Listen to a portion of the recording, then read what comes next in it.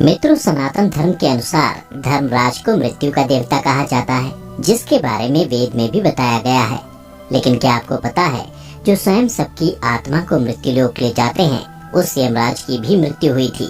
जी हाँ, आज की इस प्रस्तुति में हम आपको उनकी मृत्यु का पूरा रहस्य बताते हैं। बता दें कि विश्वकर्मा की पुत्री संज्ञा से भगवान सूर्य के जुड़वा पुत्र पुत्री यमराज और यमुना का जन्म हुआ। मार्कंडेय पुराण के अनुसार जब विश्वकर्मा की पुत्री संज्ञा ने अपने पति सूर्य को देखकर भय से आंखें बंद कर लीं, तब सूर्य देव ने क्रोधित होकर उसे श्राप दिया था कि जाओ, तुम्हें जो पुत्र प्राप्त होगा वह लोगों का प्राण लेने वाला होगा। किंतु जब इस पर संज्ञा ने उनकी तरफ चंचल तरीके से देखा, तब फिर उन्होंने कहा कि तुम्हें जो कन्या होगी वह इसी प्रकार चंचलता पूर्वक नदी के रूप में बहा करेगी, जिसके बाद पुत्र का नाम यम रखा गया और कन्या का नाम यमी, जो बाद में आगे चलकर यमुना के नाम से प्रसिद्ध हुई। पुराणों के अनुसार यमराज सृष्टि में मृत्यु के विभागाध्यक्ष हैं। संपूर्ण ब्रह्मांड के प्राणियों के भौतिक शरीरों के नष्ट हो जाने के बाद उनकी आत्माओं को उनके शुभ और अशुभ कर्मों के अनुसार उचित स्थान पहुंचाने और शरीर के हिस्सों को पांचों तत्व में विलीन कर देते हैं। वही मृत्यु के देवता कहलाते हैं। ये सभी का मानना है कि इंसान मरने पर सबसे पहले यमलोक जाता है और वहाँ यमराज के सामने उपस्थित किया जाता है। धर्म पूर्वक विचार करते हैं, इसीलिए उन्हें धर्मराज भी कहा जाता है। ऐसा माना जाता है कि मरने के समय यम के दूत ही आत्मा को लेने के लिए आते हैं और इनके सहायक चित्रगुप्त महाराज संसार के लेखा जोखा कार्यालय को संभालते हैं। लेकिन ऐसे में अब ये कहा जाए कि मृत्यु के देवता यमराज की भी मृत्यु हुई थी तो आश्चर्य होगा, परंतु इस संबंध में एक पौराणिक कथा प्रचलित है।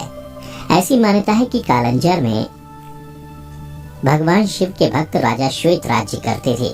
उम्र ढलने पर उन्होंने अपना राजपाट बेटे को देकर चले गए और गोदावरी नदी के तट पर एक गुफा में शिवलिंग स्थापित किया तथा वहां शिव जी की भक्ति में लीन हो गए। जिसके बाद वह राजा श्वेत से महामुनि श्वेत बन गए थे। वह शिव जी की पूजा अर्चना में इतना लीन हो गए थे कि उन्हें आभास भी नहीं हुआ कि उनकी आयु पूर्ण हो चुकी है। वे अभय होकर रुद्राध्याय का पाठ कर रहे थे और उनका रोम रोम शिव के स्तवन से प्रतिनिधित्व हो रहा था। वहीं जब मृत्यु निकट आई तो यमदूतों ने मुनि के प्राण लेने के लिए गुफा के भीतर प्रवेश किया, तो गुफा के द्वार पर ही उनके अंग शिथिल हो गए। तभी वह गुफा के द्वार पर ही खड़े होकर श्वेत मुनि का इंतजार करने लगे। कहा जाता है कि जब यमदूत बलपूर्वक मुनिवर को वहां से ले जाने लगे तो वहां श्वेत मुनि की रक्षा के लिए भगवान शंकर के गण भैरव प्रकट हो गए, जिसके बाद भैरव ने यमदूत मृत्युदेव पर डंडे से प्रहार कर उन्हें मार दिया। इधर जब मृत्यु का समय निकलने लगा तो चित्रगुप्त महाराज ने यमराज से पूछा, श्वेत अब तक यहाँ क्यों नहीं आया? तुम्हारे दूत अभी तक लौटे क्यों नहीं? तभी कांपते हुए यमदूतों ने कालदेव के पास जाकर सारी बात बताई। मृत्युदेव की खबर सुनकर वह क्रोधित हो उठे और हाथ में यमदंड लेकर भैंसे पर सवार होकर अपनी सेना के साथ वहां पहुंचे। इधर भोलेनाथ के पार्षद पहले से ही वहां खड़े थे। वहीं जब यमराज बलपूर्वक श्वेत मुनि को ले जाने लगे, तब सेनापति कार्तिकेय ने शक्ति अस्त्र से यमराज पर प्रहार किया, जिससे धर्मराज की भी मृत्यु हो गई। जिसके बाद भगवान सूर्य के पास पुत्र की मृत्यु का समाचार पहुंचा। पुत्र की मृत्यु की खबर सुनकर सूर्यदेव ब्रह्मा जी व देवताओं के साथ उस जगह पर आए जहां यमराज अपनी सेना के साथ मृतक पड़े थे। तब सूर्यदेव इस समस्या के समाधान के लिए श्री नारायण के पास गए। विष्णु ने भगवान शिव की तपस्या कर उन्हें प्रसन्न करने का सुझाव दिया। सूर्यदेव की तपस्या से शिव जी प्रसन्न हुए और उन्हें दर्शन देकर वरदान मांगने को कहा। वहीं इन सब के बाद सभी देवताओं ने सूर्यदेव के साथ शिव जी की स्तुति की और तभी वहां भोलेनाथ प्रकट हो गए।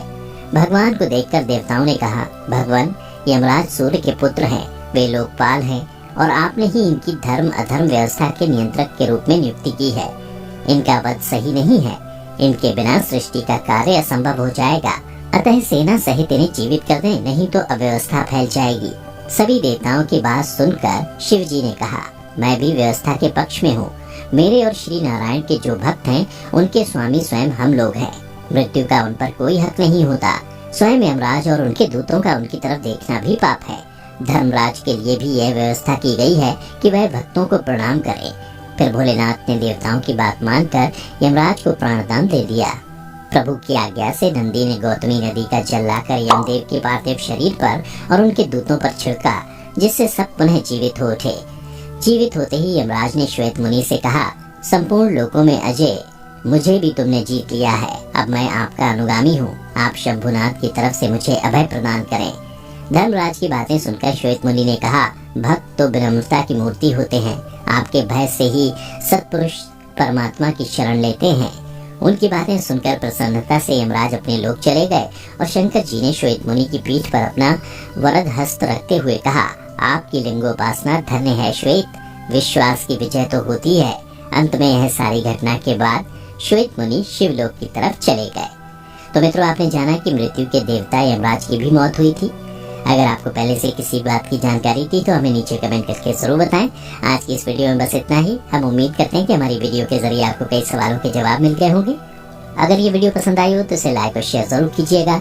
अगर आपने हमारे चैनल को सब्सक्राइब नहीं किया है तो जरूर करिए। इसके साथ ही मुझे दें इजाजत। इस वीडियो को अंत तक देखने के लिए आपका